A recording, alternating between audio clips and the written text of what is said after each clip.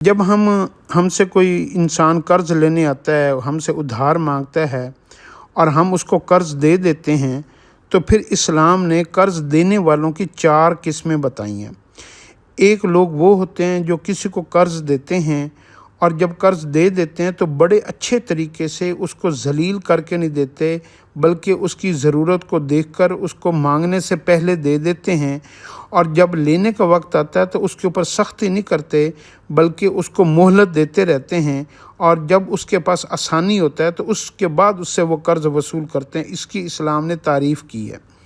اور جتنی دیر انسان قرض دیتا رہتا ہے اور وہ سامنے والا بندہ قرض واپس نہیں لوٹاتا، تو جتنی رقم قرض کی دی ہوئی ہوتی ہے نا، وہ ساری رقم صدقہ دینے کا روزانہ ثواب اللہ رب العزت اس کو عطا فرماتے ہیں۔ کتنی بڑی نعمت ہے۔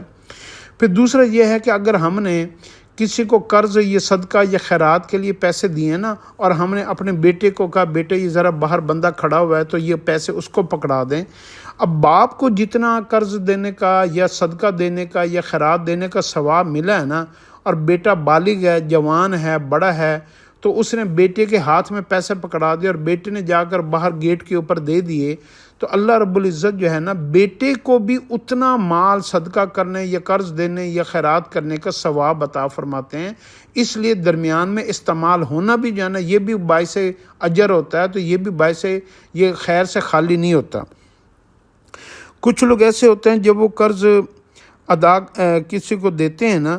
تو وہ واپسی لینے میں نرمی نہیں کرتے بلکہ سختی سے قرض اپنا وصول کرتے ہیں، اور قرض دیتے ہوئے ان کی جان جاتی ہے کہ ان کو قرض نہ دینا پڑے، تو اسلام نے ان لوگوں کو پسند نہیں کیا۔ کچھ لوگ ایسے ہوتے ہیں جو ان کو بہترین لوگ شمار کیا گیا ہے کہ جو قرض ادا کرنے میں بہت اچھے ہوں، یعنی جب کوئی قرض مانگے تو وہ قرض اس کو دے بھی دیں، اور جب انہوں نے اپنا بھی کسی کو قرضہ واپس کرنا ہو تو اس میں بھی وہ تاخیر نہ کریں، وقت سے پہلے ادا کر دیں، اور جب لینے ہوں تو لیتے ہوئے جو ہے نا جب تک اس کو تنگ نہ کریں مقروض کو، اور اس کے خوشحال ہونے کا انتظار کریں، بلکہ اس کے لیے دعا کریں کہ یا اللہ اس کو تو خوشحال فرما،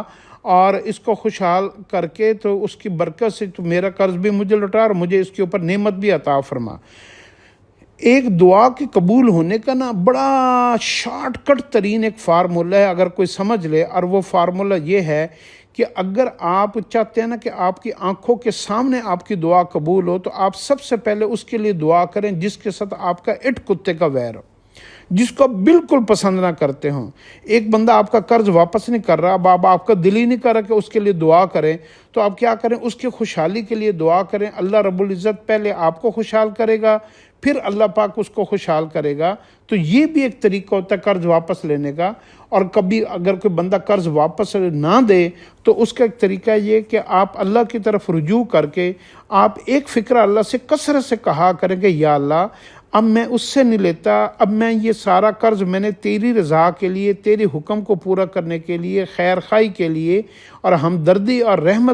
رحم کر کے میں نے یہ دیا تھا۔ یا اللہ یہ قرض میرا تیرے پاس ہے، یا اللہ میں اس کے پاس تو مال آئے گا کہ نہیں آئے گا، لیکن تیرے پاس خزانوں کی کمی کوئی نہیں ہے، تو میں تجھ سے لیتا ہوں، تو اے اللہ تو مجھے اس کا بہترین نعم البدل عطا فرما، اور اپنی شایان شان مجھے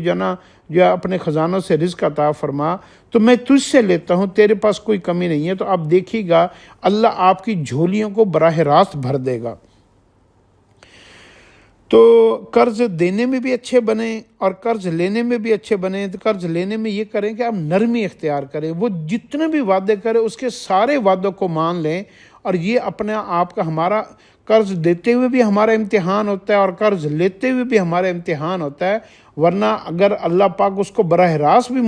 پریشان حال اور تنگ دست کو اللہ پاک رزق دے سکتے ہیں، لیکن وہ بندوں کو نوازتا ہے۔ تو جو بندہ اچھا رویہ رکھتا ہے اللہ اس کو مزید نواز دیتے ہیں، اور جو غلط رویہ رکھتا ہے اس کا موجودہ مال بھی اس کو پریشان کرتا ہے اور اس کا ختم ہو جاتا ہے۔ تو یہ ہمارے بیہیویئر ہوتے ہیں جو